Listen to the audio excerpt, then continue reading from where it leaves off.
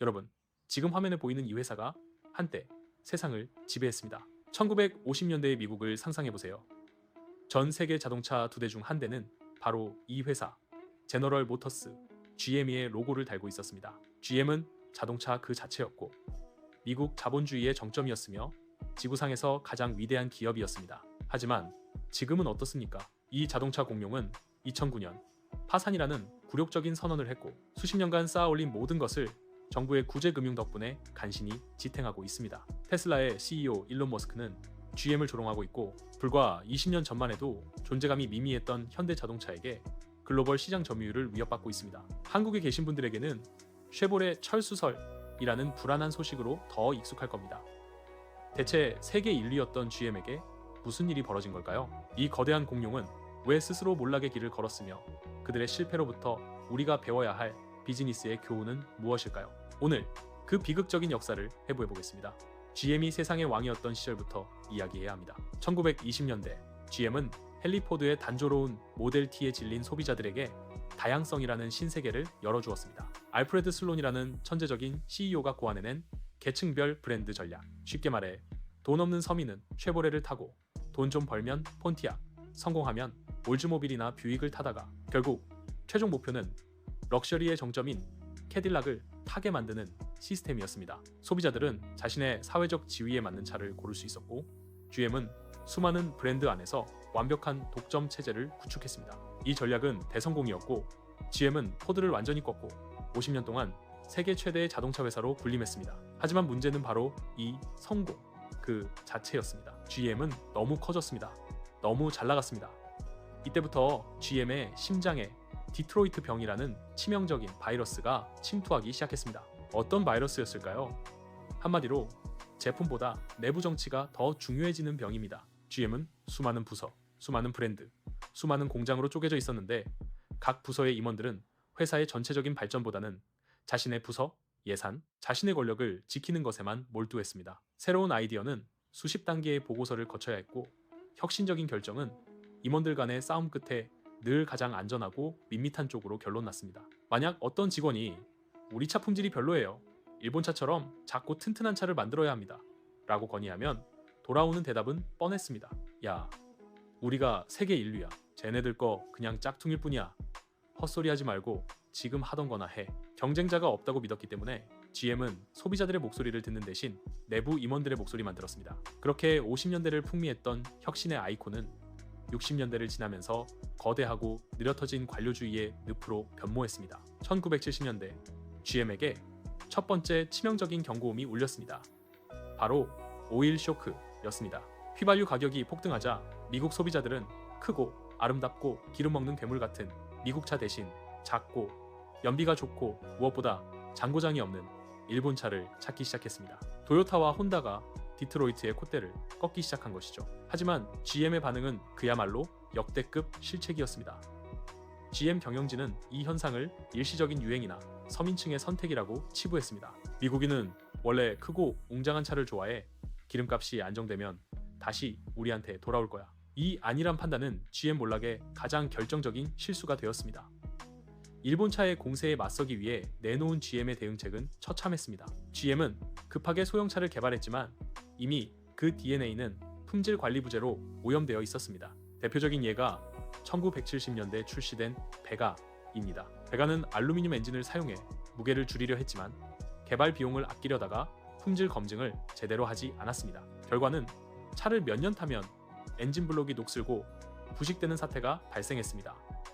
차의 수명이 채 3년을 넘기기 어려웠습니다. 또한 1980년에 나온 시테이션은 차축이 심하게 흔들리는 문제로 리콜 사태를 겪었습니다. GM차를 산 소비자는 수리비를 감당하느라 지쳐갔고, 그들은 곧 깨달았습니다. 일본 차는 엔진 오일만 갈아줘도 10년을 탄다. 미국 차는 1년만 지나면 공장에 맡겨야 한다. 소비자들은 한번 품질에 실망하면 다시 돌아오지 않습니다. 앞서 GM은 브랜드별 계층 전략이 성공했다고 했죠. 하지만 80년대에 와서는 이것이 자멸의 길을 걸었습니다. 예를 들어 쉐보레 카발리에, 폰티악 선버드, 올즈모빌 커틀레스 시에라, 뷰익 센츄리, 이 차들이 모두 사실상 같은 차였습니다. GM은 하나의 뼈대에 브랜드 로고와 헤드라이트 디자인만 바꿔서 비싸게 팔았습니다. 소비자들은 바보가 아닙니다. 내가 왜 폰티악 로고가 붙었다는 이유만으로 쉐보레보다 300만 원을 더 내야 하지? GM의 브랜드 가치는 무너졌습니다. 돈이 없는 사람도 기꺼이 토요타 코롤라를 샀지.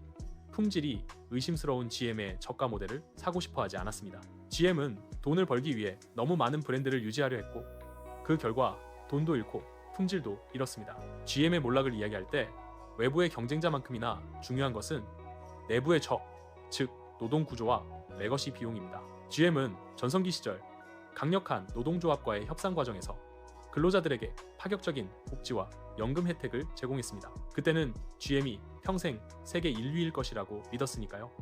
미래를 대비하지 않은 겁니다. 문제는 은퇴자들의 평생 의료 및 연금 보장이었습니다. 2000년대 초반 GM은 이미 자동차를 만들어서 돈을 버는 것보다 은퇴한 직원들의 의료비와 연금을 대주는데 더 많은 돈을 쓰고 있었습니다. 당시 GM의 은퇴자는 40만 명에 육박했고 현역 근로자 2.5명이 은퇴자 1명의 복지 비용을 책임져야 하는 구조였습니다. 이 비용은 매년 수조 원에 달하는 말 그대로 강철 족쇄였습니다. 도요타나 혼다 같은 경쟁사들은 이런 족쇄가 없었습니다. 그들은 이 비용을 아껴 신차 개발과 품질 개선에 쏟아부었습니다. GM이 차를 팔아 500만 원을 벌면 400만 원은 이 족쇄를 푸는데 써야 했습니다. 경쟁이 될 리가 없었죠. 경영진은 이 문제를 해결하려고 했지만 강력한 노조는 단 한 발짝도 물러서지 않았습니다. 노조는 약속된 권리를 내놓을 수 없다고 주장했고 경영진은 이대로 가면 회사가 망한다고 맞섰습니다. 결국 GM은 높은 인건비와 형편없는 품질이라는 최악의 이중고에 시달리게 됩니다. 차가 잘 팔리지 않아도 공장을 닫을 수도 없었습니다.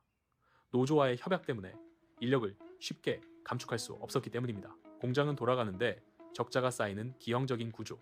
GM은 수십 년간 이 무거운 관료주의와 비용 구조를 개선하지 못하고 끌고 왔습니다. 마치 거대한 타이타닉호가 빙산을 보면서도 속도를 줄이지 못하는 것처럼 말입니다. GM이 미국에서 허우적대던 90년대 말, 이 거인의 그림자가 한국에도 깊게 드리워져 있었습니다. 바로 대우자동차입니다. 1997년 IMF 외환 위기, 한국 경제는 휘청거렸고 김우중 회장의 대우그룹 역시 과도한 차입 경영에 덫에 걸려 무너졌습니다. 대우자동차는 이때 해외 시장에서 나름대로 선전하고 있었지만 그룹 전체의 부채를 감당하지 못하고 쓰러졌습니다.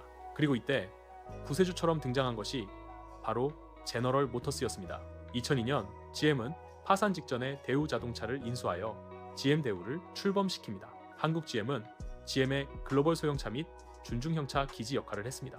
젠트라, 마티즈 스파크, 크루즈 등 수많은 차량이 GM의 배지를 달고 전 세계로 수출되었습니다. 아이러니하게도 미국 본사가 병들어갈 때 한국의 공장은 GM의 적자를 메워주는 효자 공장 역할을 했습니다. 하지만 GM 본사의 비효율적인 경영은 한국에도 그대로 적용되었습니다. 한국 GM은 독자적인 연구 개발 능력을 키우지 못하고 GM 본사의 지시에 따라 부품을 조달하고 차를 생산하는 하청 공장 수준에 머물렀습니다. 이 구조는 훗날 GM이 글로벌 경영 악화를 이유로 한국 시장에서 먹튀 논란과 공장 철수 위기를 겪게 되는 원인이 됩니다. 2000년대 중반 GM은 잠시 SUV와 픽업 트럭 시장의 호황 덕분에 숨을 돌리는 듯 했습니다. 덩치 큰 트럭에서 마진을 많이 남겼기 때문이죠. 하지만 이것은 몰락 직전의 마지막 불꽃이었습니다. 2008년 서브프라임 모기지 사태로 촉발된 글로벌 금융위기가 미국을 강타했습니다. 소비자들은 지갑을 닫았고 특히 고가 차량에 대한 수요가 급감했습니다. GM은 이미 수십 년간 쌓인 부채와 레거시 비용 때문에 현금 흐름이 완전히 막힌 상태였습니다. 위기는 기회였지만 GM은 그 기회를 잡을 체력이 없었습니다. 품질 개선, 신차 개발, 전부 불가능했습니다. 결국 GM은 현금 자체가 고갈되면서 더 이상 직원 급여나 부품 대금을 지불할 수 없는 상황에 이르렀습니다. 2009년 6월 1일 제너럴 모터스는 미국 법원에 파산보호 챕터 11을 신청합니다. 미국 역사상 네 번째로 큰 파산이자 미국 제조업의 자존심이 완전히 구겨진 순간이었습니다. 왜 미국 정부는 GM을 파산하게 놔두지 않았을까요? GM이 너무 컸기 때문입니다. Too big to fail. GM이 망하면 수십만 명의 직장과 미국 전체 제조업, 공급망이 함께 무너질 위험이 있었습니다. 결국 미국 정부는 약 500억 달러, 한화, 약 60조 원에 달하는 막대한 구제금융을 투입하여 GM을 살려냅니다. 정부는 GM의 주식 60%를 인수하고 회사의 구조조정을 강력하게 밀어붙입니다. 이 과정에서 폰티악, 세턴, 올즈모빌 등 비효율적인 브랜드들을 폐기, 처분했습니다. 굴욕적인 파산과 정부의 소나기에서 GM은 간신히 살아남았지만 영광스러운 세계 인류의 신화는 영원히 무너져 내렸습니다. 이때의 구조조정은 한국 GM에도 그대로 전가되어 군산 공장 폐쇄와 대규모 인력 감축이라는 비극을 낳았습니다. GM 본사의 실패가 한국 노동자들의 눈물로 이어진 것입니다. 파산 이후 GM은 덩치를 줄이고 부채를 털어내며 뉴 GM으로 재탄생을 시도했습니다. 그리고 지금 GM은 또다시 거대한 도전에 직면해 있습니다. 바로 전기차 혁명입니다. GM은 2020년대 중반까지 울티움 배터리 플랫폼을 기반으로 수십 종의 전기차를 출시하겠다고 선언했습니다. 전기 픽업 트럭인 실버라도 EV, 캐딜락 리리, 그리고 레전드급 SUV인 허머를 전기차로 부활시키는 등 GM은 다시 한번 왕좌를 되찾으려 몸부림치고 있습니다. 하지만 현실은 냉혹합니다.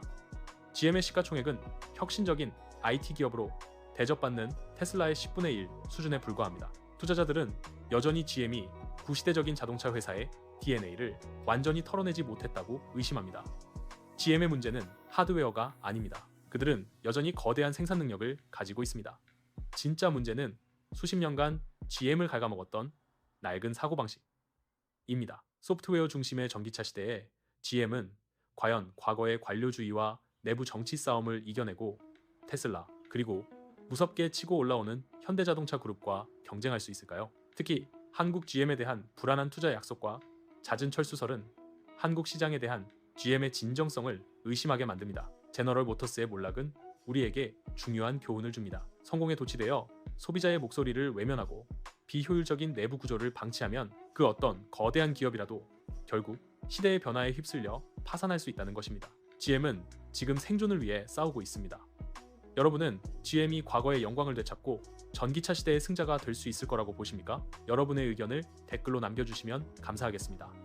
오늘 영상이 흥미로웠다면 구독과 좋아요 부탁드립니다. 다음에는 또 다른 흥미로운 기업의 이야기를 들고 돌아오겠습니다. 감사합니다.